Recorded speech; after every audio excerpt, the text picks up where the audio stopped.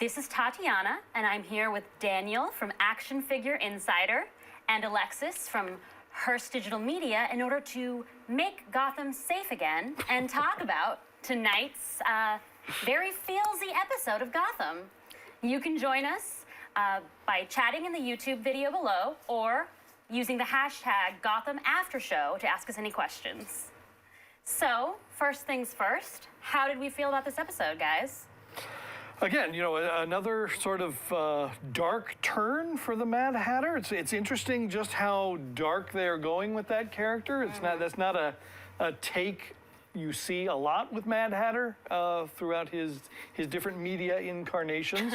I'm not saying it's a bad thing. I just think it's notable that you know, he's kind of a violent, dark guy. Well, I think everything on Gotham gets just a little darker than you thought it would. That's true. So. But overall, you know, again, progressing with that storyline, amping things forward, another sort of cliffhanger-y.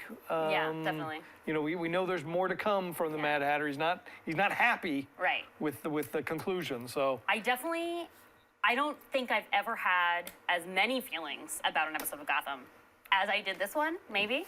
And why is that? What about this issue? Well, with the Mad Hatter first, I really, last episode, I was really interested in his character, you know, and the dynamic between him and Alice. It was really dark, like you said, and you know, obviously he's violent, but I was like, oh, it's kind of unnecessary. We don't have to do that. But I really found him compelling. Okay. And so now this episode, I especially thought they did a great job with the Tweedles. I wasn't expecting to see them, but it felt like I saw them and I immediately knew, like, oh, okay, that's, you know, Tweedledum, Tweedledee. But they also felt like they fit right in. So, like, and I think that goes along with the sort of theme this season that suddenly everyone knows what show they're on. So great job. I love their costumes, and I really felt for them in the, like, couple of scenes that they showed up in, you know? Like, I already felt like that bond between them, that it makes sense that Bullock would be able to convince one of them to go find the Mad Hatter because of his brothers. And it was another great sort of, you know, we sort of talked about it last week that Mad Hatter's kind of a deep-cut villain for the show. You don't see him show up in TV shows a lot. So then to bring, like, the Tweedles in, like, that's even deeper. It's just, like, really fleshes out even more of that rogues gallery. And, you know, left enough of them alive to just maybe see them again, perhaps. True. And they're probably angry about losing a couple of Tweedles. So they've got an axe to grind, perhaps. Hopefully they have an axe to grind, yeah. Alexis, are you with us? She in the ether right now? Well, one thing I will say that I did not love was the way that Alice died. Like, visually, it's very, I don't know if you want to say, whatever you want to say, stunning, shocking. So it's, like, great visual, but I don't like how often abuse victims end their stories in death. Like, that's the only escape. I saw Alexis flash before my eyes. Do you have feelings? So yeah, that's you know, we talked about it a little bit before we came on. It does feel a little bit like a writer cop-out, just the whole, you know, I get that they want to, you know, they're trying to find ways to make the Mad Hatter madder and sort of crazier. And of course, you know, they really have built up the obsession with the sister I would have liked it if they had her break her curse. You know, like the way that Jim did was great. I would have liked her to be like, you know, no, I am leaving you, and then push him or whatever, you know. And then he can go crazy because she's leaving him, not because she's just dead. But it was then, you know, it seems like it was done just as the plot device to sort of what happens next to the commissioner, which is going to lead into subsequent episodes. Yeah, definitely. So that I do like that. And what do you guys think is going to happen to Barnes? Because I know that Michael Chiklis gave an interview where he was saying that he was really looking forward to this growth for his character. You know, like Yeah. the transformation he's gonna Really, go really, through. yeah, really definitely give Yeah. him something to do. Give him a real storyline outside of like calling people into his office and just yelling at him and, you know, Right. taking people's guns and badges and sort of hobbling around the station and stuff. Like finally giving him like his actual full storyline Yeah. that we can watch and enjoy. To be fair, there was like a little bit of that with the Jim Gordon storyline this episode. Right. Because first you see him, his usual like, Jim, get out of here, curmudgeon, which is, you know, fun. But when he realized that Jim was in trouble and needed some help, he called him son, he sat him down, he talked with him. And I think it was one of the few times where we got to see more layers to his character. Right. So I was like, so I'm looking forward to how that's going to play against whatever the infection is, you know, in Alice's blood, like that he becomes a monster, like a zombie-like creature, or is it just that he gets super strength and is kind of hulking out? And then does someone have to set him on fire later? Yeah. I mean, that's kind of been the trend with everyone that's been infected so far. Hopefully. Hopefully, no, we don't want Mackle Chiclet to be set on fire. I was not going to finish. I was going to finish my sentence. All right. I was Whoa, gonna say, like we just talked about how much we love Michael They Chiklis. Like, don't yeah. set him on fire because I don't want him gone. I want to see all the different layers that he can I give see. us. All right, that makes much more sense. Swagger just said that he doesn't think Alice is dead, which would be awesome. I know that Lee all she said to him was, "Oh, what happened with Alice? I hope you're okay." So I don't know, maybe what happened with Alice is that she reanimated, got up off the pole, and walked out. Let's hope. My side. Ooh, somebody want to give me a hand in here. One thing I'll say, I don't know if you guys watch Flash, but I'm a huge fan of like lightning rod type love stories. So even though I've before been like, I'm not into Lee and Jim, I'm not super here for that, I did like that thinking about her and her words were what helped him break the curse. That's my Right. favorite. I love that. I love that, guys. I love that shit. And it also gave him the maturity to be able to let her go and tell her what she needed to hear, which is that he wants her to be happy. Right. Even if he's not happy right now. So. But then, interesting of note too, there was nothing for Veronica Vale at all in this episode. Never showed up. And she left last episode just after she hooked up with him. Right. Like that kind of shows you too that, like I was super excited about her having a reporter arc. Yeah. But I guess they were like, she'll have a reporter arc until she bones Jim Gordon, and then she can be on her way. But it really does show a bit more of just the really back and forth of Right. what's going on with Jim Gordon right now. Yeah, So that's true. I liked that. And then, of course, there was the lasting hypnosis effect that Yes. was still plaguing him from last And didn't week. didn't Mad Hatter say that people only do what they want to do inside? Now, Yeah. I don't know if that's part of his crazy, you know, or if that is legitimate, because we do know that Jim has kind of a death wish. So. Well, I think, and especially that ties back into the whole Lee storyline Right. of, you know, he's and then the sort of brush off by Valerie too. You know, he really is kind of left with nothing. Right. So that's how he responds to the Yeah, the which hypno- I guess. Is Alexis has joined us. Oh, thanks, God. Alexis. Hi, hello. I'm finally in. Minor I hear audio her in the issues, booth, but I don't hear her inside out here. We were waiting for her to give us her expert opinions. She's probably I like, have no, what you're saying is crazy I have talk. so many Why am I not thoughts. on the air? We're like, shut up. Because that ties back to his thinking about Lee. I see Alexis. She looks beautiful. Hello, and thank Well, that's you. very, very nice of you to say. It is.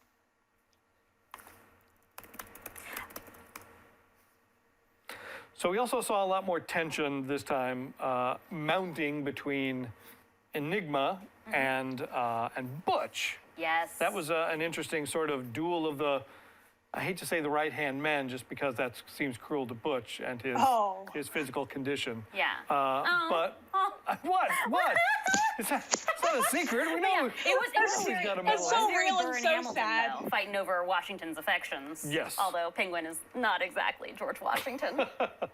So yeah, just seeing that new tensions arise, I think that's a nice storyline that I was not expecting to come out of the whole Penguin Yeah. running for mayor. I mean, I wasn't expecting that at all, Like, but who would have thought it's that also the most like heartfelt show of friendship in the episode would have been between Penguin and the Riddler. Well, once a good friend frames your release papers from an asylum. That's true. You're bonded for life. You really are. That's how you know that's a true friend. Yeah. That's true.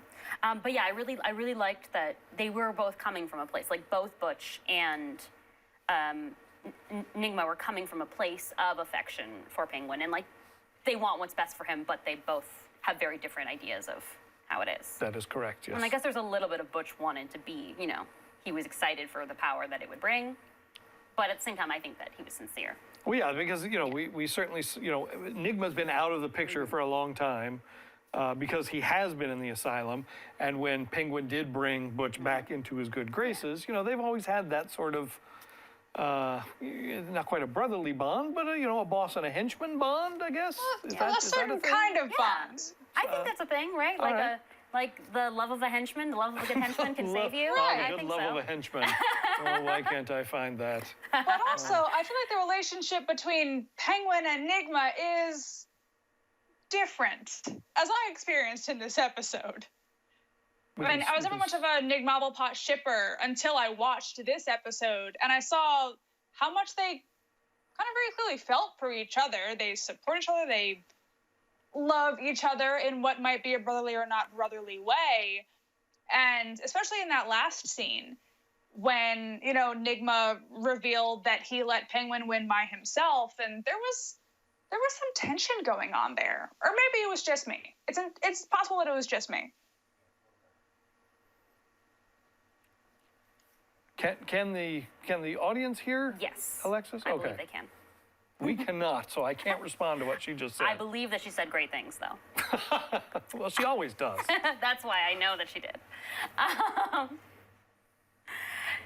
But I did think it was the super tense scene when Penguin was they were going to allow Nigma to get killed because he thought he had lost, though. Like that was a really interesting thing. Like it's sort of sad that he has so little faith in himself and also so little faith in his friend.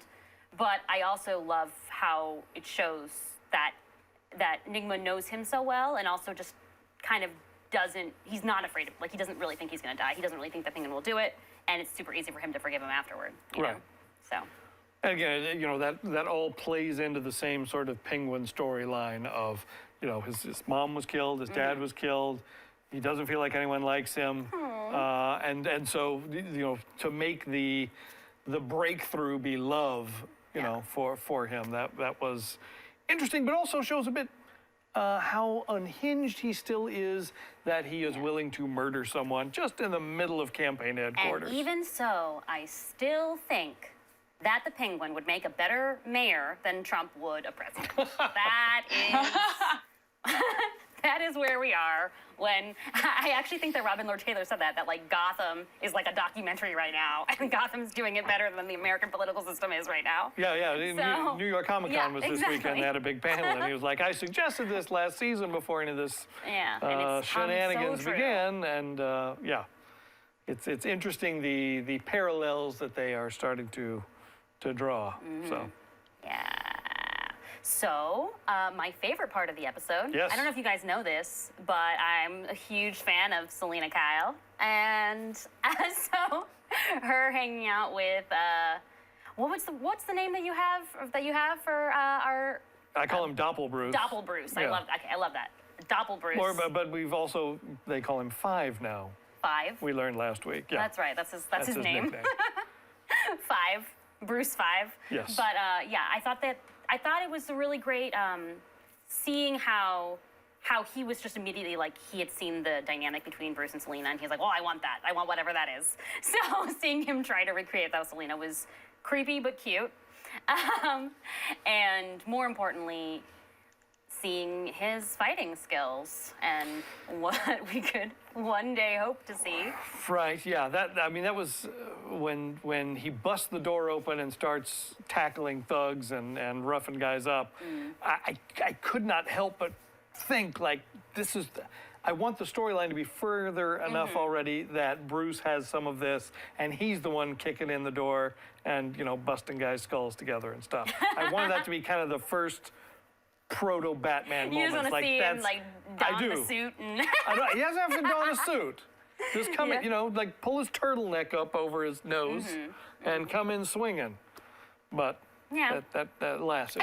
We got a little Doppel Bruce, and that's fine. It was a nice little taste of it. But hopefully, I don't know, if they're going to be using this Bruce against our Bruce, then hopefully our Bruce will see what's up and be like, I kind of want to do that. I need to be able to fight myself. So at the very least. Did you believe for a second that he was really leaving, though? He was No. just like, I'm out of here. It's like, no. I mean, we knew he had to go somewhere that he would be dragged back in. And we had just started the Court of Owls storyline, so of course Right. it couldn't just end. Yeah, and I was really hoping that they could say, you know, he's just like, I'm leaving, I'm going, and just drop one other, you know, sort of DC Universe city. Say Bloodhaven, say Opal City, National, you know, just something. Just say, give him a direction that sort of ties it to a larger DC Universe. I would have loved that. Right? And I was hoping that at least because, you know, there's like Bruce and Doppel Bruce, and since they've had Man-Bat in this season, it was going to be the same kind of like parallel. We have like future Batman, but also like Doppel Man-Bat, who also has powers and could actually do something. But I don't know, he went to be kidnapped by the Court of Owls and end up being the new Talon. Who knows? That's true. That's true. That's a really good idea. That would be a very interesting twist. Yeah, that would be a way to sort of bring them in. And I like that they had started a little bit of a friendship before it fell apart. Right. So that you can get some of the emotional aspects there. Yeah, I mean, and we lost one child actor this season, and we may as well gain another, even if it's the same one. It's a double. Technically. Yeah. Okay, so I saw people talking about this in the comments, and I want to know what you guys think. The kiss with Doppel Bruce and Selena. What were her feelings about that? Because she definitely knew he was going to do it, and she let him do it, and then she kind of made a face like, maybe I'm like comparing your kisses to real Bruce's kiss that one time. She wanted that to be real Bruce. Aww. I have so many like soft, warm, fuzzy feelings for this like homeless child and this billionaire to just one day be close. Please. Yeah. I love when he said, like, the way that you look at him, and then she was like, I don't look at him anyway. What are you talking about? Right. And then at the end, when Bruce was like, she thought he was me, and, like, sips his tea, literally. Poor Alfred. He's going to have to deal with this for a long time. Yeah. But that could lead to a much darker Bruce. You know, that he got his very first kiss, that Doppel Bruce. Yeah. And then stole his woman. I don't know. Was that rejection? Was that, you know, he's just like, how'd I do? I mean, it's your first kiss. You want to get a little feedback, her right? Her face was like, it's not the real Bruce. So she couldn't go any further because she knew it wasn't her real love. I'm such a romantic for Selena and Bruce. I really am. Girl, I love me too. those kids so much. I don't know, So are you suggesting that she actually said that to him, like in a part that we didn't see? I'm not saying that she said that, but I think that like in her heart, she kissed him and knew it was wrong. I agree. It wasn't I agree her with real your heart, love. but I also kind of hope she said something to him that we'll find out later. Or I guess she could just tell Bruce later on, like, oh, that's what I thought. She was like, yeah, kiss that dude, wasn't you. Wasn't happy about it. Ooh, clone lips. Ooh. Oh my God, ew. That's who knows? Who knows what they feel like? That's Westworld. true. Wrong show. Miami Wrong show clone. entirely. I'm not gonna lie. When I saw, like, when she realized that it wasn't Bruce because of the scars on his stomach, I definitely was like, oh, she knows what Bruce's body is like. And then I was like, ew, these are children. What am I talking about? Someone stop me. It's interesting, She too. did buy him. She did get him new clothes. Remember when she had him dress up as like street technically Bruce? no. It's fine. But she So I figured out, like, feel- last season, she figured out immediately that fake Jim Gordon was not Jim Gordon. That's but true. Bruce, it's not till it's like, hey, what's going on with your stomach? I think that's partially just because when you And want your new something hair. to happen, you sort of allow it to, right? Like Bruce shows up and he's like, "Oh, I apologize. Come get in my car with me." And she's like, "This sounds great. I don't believe that Bruce would do this, but I want Bruce to do this." So Yeah. I'm good. And then when she saw that stomach, she was like, that's not the stomach I know. You changed in front of me at least once before. And The stomach I memorized after I gave him Unsubscribe. clothes. Unsubscribe. Oh, it's getting creepy. You know what? It's beautiful, pure love. It's fine. Oh. Puppy love. It's sweet. They're kids. There, and I'm wondering, is Poison Ivy gonna come and like try her hand at Bruce, or like what's Oh gonna go God, on I hope there? not. Ugh. I really don't want that. I'm I really thought they said they uncomfortable. aged her to make her a love interest of other adults on the Okay, is show. that what it is? Is Yes, That's what I had please, heard. please do Okay. not let 'Cause I don't want her to sweet try to, David like- Mizzou have to romance know a she's- 25-year-old. That's Yeah. just not Yeah, right. that's an It's ugly not turn. okay. Yeah. I know she's a seductress. I just hope that she doesn't attempt to seduce Bruce at all. That's all. That's all I ask. I want no part of that storyline. So, I don't know if you got to say your thoughts on Barnes, Alexis, with his blood. Oh, Yeah, with him being infected by with Alice's blood. his Alice eye. Yeah. Well, because I mean, I think they've established that with the Alice blood, they bring out like the pure form of that person, the platonic form of who they are. So I think Oh. we're gonna finally see Yeah. the true Barnes. Is he a hard ass because he loves the rules? Is he a hard ass because he's a cruel person? We'll find out soon. Yeah, that's an interesting way of looking at it. Yeah, that's definitely gonna peel back his layers like an onion. So. Yeah, we're gonna see the core onion of Barnes, which is gonna be pretty neat. I'm excited about that. I Yeah. mean, I have other qualms with the Mad Hatter storyline, but that part at least seems like it'll be good going forward. Oh, did you get to share your qualms before? Because if not, please qualm away. I don't think I did. I was qualmed out with the low-key incest storyline that was going on. Yeah. Which I definitely picked up on. I mean, in the beginning, I was like, oh, no, that's not what they're talking about. And then when they had Jervis and Alice before she, Yeah. ended up getting impaled, when they said, like, I love you, Alice, I was like, that's not like a sister. That's some Game of Thrones Lannister stuff going on right now. I'm not about Yeah, but that it's life. even worse when one of them doesn't want it. At least, Right? At least if they were like in mutual incest love, you'd be like, what? Incest is not a fanfic combo that I read. Yeah. I felt so bad for her. I mean, because she was she was constantly trying to like not hurt people with her blood, even when they were Right. trying to rape her. She's like, oh no, don't rape me on this part, because I'm gonna bleed on you.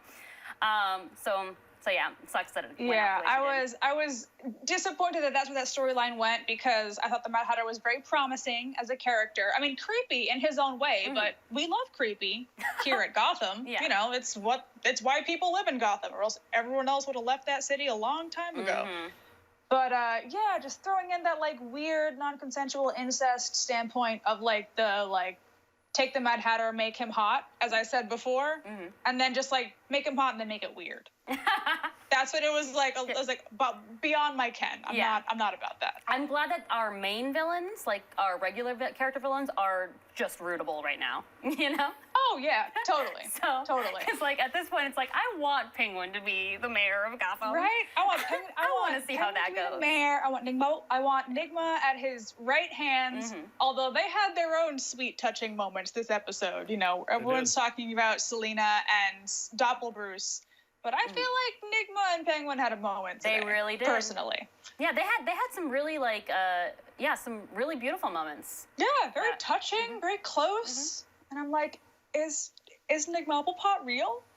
I think it's a little real. I mean, at the very least, Nigma definitely makes Cobblepot better. You know, Oh, stronger, definitely. I mean, more- as people, they're stronger together. yeah. And he got a sweet new haircut, too. He did. Yes. He did. He Comb looks so that sucker handsome right with his back hair over. swept back. I barely even recognized Nigma in those campaign posters. I mean, not Nigma, rather Cobblepot. He Cleans looks up, great. cleans up nice, yes. Cleans up real good. Mayor Cobblepot. And that got him a landslide victory. So Yes. let that Oh, be yeah. a lesson to Just a all you haircut. scruffy A hipsters haircut out and there. gel. That you too can clean it. up. You're thinking about the life in politics, maybe run a comb through your hair. Yeah, sweep it back. Suggestion. Oh, that's true. If our real life politicians ran some combs through their hair, do you think that it would help? I It think would help there. At least one of them would lose their hair if they ran a comb Yes. through it. So Which is all the more reason to do it. or lose the comb. Yeah, that's true. It could just get lost in there. stuck, lodged.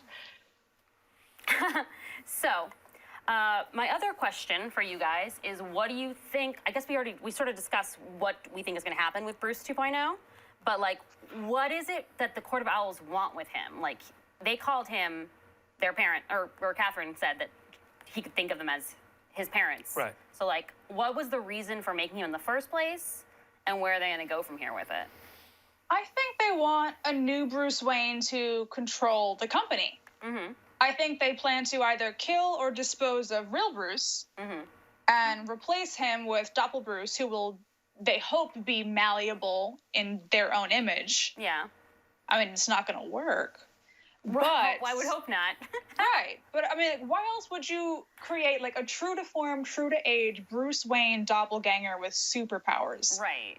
Unless you wanted him to control the one advantage current Bruce has, which is control over Wayne. Yeah. But I thought the same thing, but last episode they made him pinky swear that he's not going to investigate anyone. Right. So they've already got real Bruce under their thumb. So I feel like it's, I don't know what it is, but I feel like it's something still more sinister. Even more sinister Even than more killing Bruce Wayne and replacing him, a la Avril Lavigne. Kill Bruce Wayne. Yeah, because I guess it's just like... This makes my Bruce Wayne dies theory stronger, because Bruce Wayne may die, but Doppel Bruce may live. And then you have Batman with superpowers. Because then he actually has the abilities.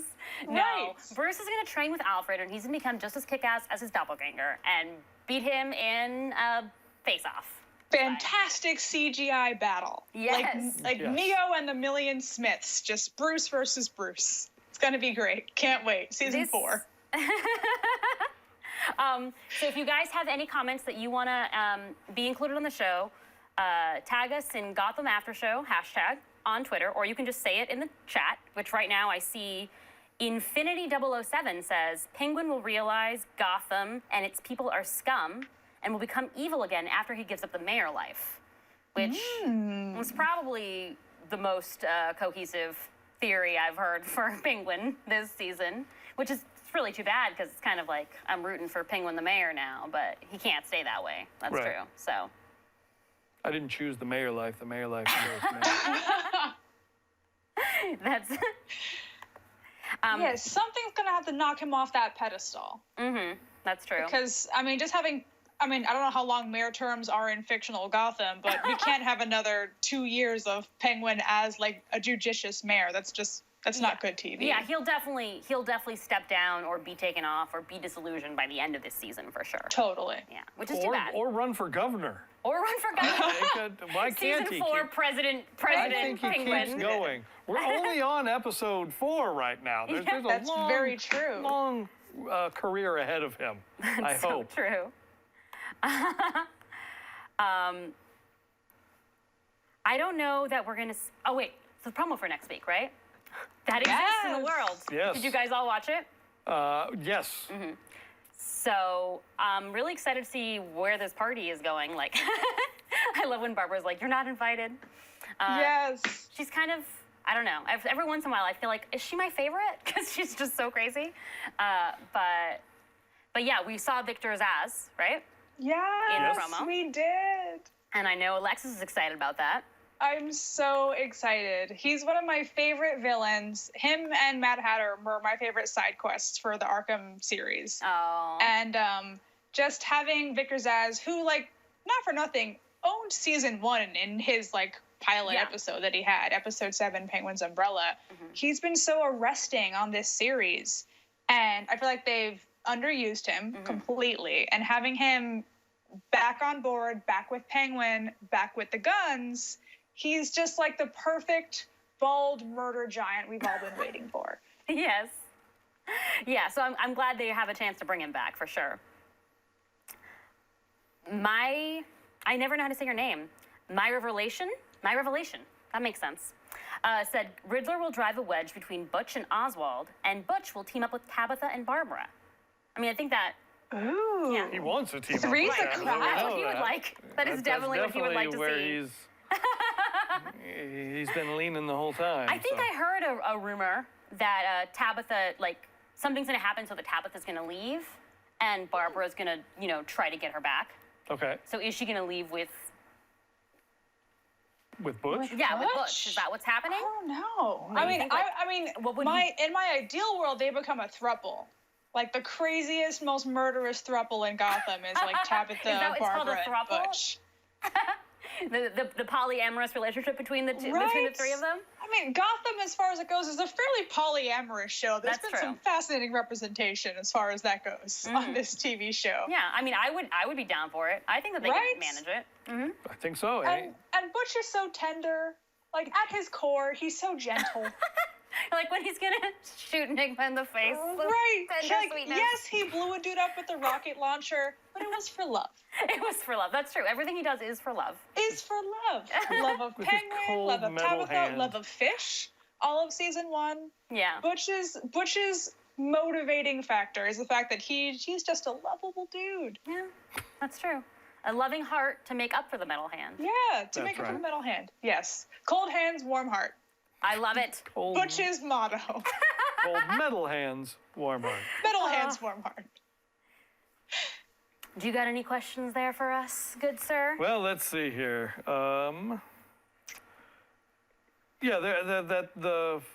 The moment of the little girl that Nigma brought in to sort of trick Penguin was, that was a nice stack him up, knock him down That was sort so of yeah. heartbreaking moment. Oh, And you knew something was going to go Yeah, south that's with so that. true. You knew it was And that not was- going to be that sweet moment. That was perfect. Like it was perfect.